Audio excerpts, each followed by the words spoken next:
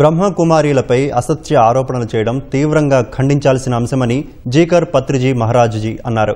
శాంతి సరోవర్ ఆడిటోరియంలో నిర్వహించిన దివ్య సమర్పణ అభినందన సమారోహం కార్యక్రమానికి ఆయన ముఖ్య అతిథిగా హాజరయ్యారు.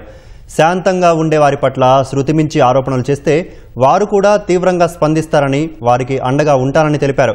9 మంది బ్రహ్మకుమారీలు దాదాపు 5 ఏళ్లకు పైగా సేవ చేసి ఈరోజు వారి కుటుంబ అనుమతితో భగవంతుడికి సేవ చేసేందుకు తమను తాము సమర్పించుకున్నారు. ఇందులో ఎవరి ప్రోద్బలం ఉండదని, స్వచ్ఛందంగా వారే సమాజ సేవకు అర్పితమవుతారని Hyderabad sub zone in charge Raj Yogini Kuldeep Didiji తెలిపారు. कराची में ये ईश्वरीय विश्वविद्यालय की स्थापना हुई, उस समय भी समाज में बहुत विरोध हुआ कि ये कौन सी नई सिस्टम है कि बहनों को आजीवन ब्रह्मचर्य व्रत में बांधने का।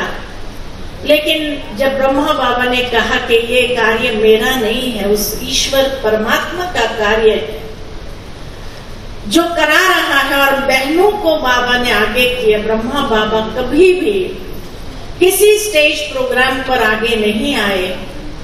मातेश्वरी जगदम्बा सरस्वती को हमेशा इस ईश्वरीय विश्वविद्यालय की जो प्रथम प्रशासिका थी वो आगे आई, और उनके साथी जो बहनें थी तो उस समय करीबन 350 बहनें समर्पित हुई थी. भारत देशमु पुण्यभूमि, भारतीय धार्मिक संस्थలు ఎన్నో ఉన్నాయి. అందరి యొక్క ప్లాట్ఫారాలు వేరైనా గమ్యం మాత్రం ఒకటే. దాని భారతదేశానికి మించినటువంటి పవిత్రమైన భూమి విశ్వంలో ఎక్కడా లేదు, రాదు, రాబోదు. हमारे उत्तर प्रदेश का मुख्यमंत्री योगी और देश का प्रधानमंत्री नरेंद्र मोदी ये जब जो संत के रूप में आए, मैं उनके गोदी में बैठ गया और अपने स्थान चला गया. तो आज मैं निर्णय करना चाहता हूँ लोगों से कि सब कुछ हो, लेकिन एक बार देश की सत्ता में राष्ट्रपति के पद पे किसी शंकराचार्य या जीएस स्वामी को बैठाया जाए, जिससे भारत के लोगों को पर एक याद कर लेता है कि वो पद भारत के शंकराचार्य का हो या जीएस स्वामी का हो, उनको राष्ट्रपति बनाया जाएगा.